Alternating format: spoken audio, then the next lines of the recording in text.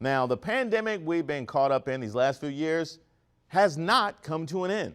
The presence of COVID in our lives is a collective reality, and its pervasiveness, the ease with which it's transmitted, requires a collective diligence to slow its spread. That is a fact, and no amount of wishful thinking or willful ignorance will change it. And one of the more effective tools in slowing transmission is the wearing of masks in close-quartered public spaces. So imagine my surprise when it was announced yesterday afternoon that a single Florida judge, the Honorable Catherine Kimball Mizell, struck down the transportation federal mask mandate, an announcement pilots couldn't wait to share with passengers, in some cases mid-flight. Transportation Security Administration will no longer enforce the federal mandate requiring masks in all U.S. airports and on-board aircraft. It's over immediately.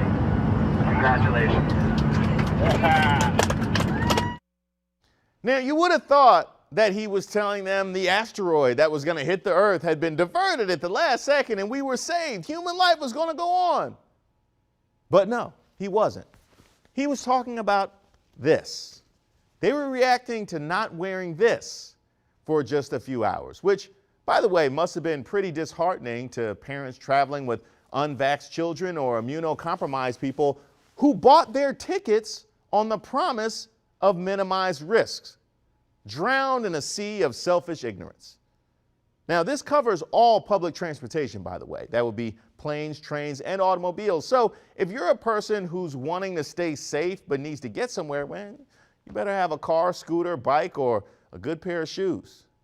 Now, once we get past the fact that a single unelected judge without any qualifications in infectious diseases, who even the American Bar Association felt was unqualified to do her actual job, made this decision for all of us.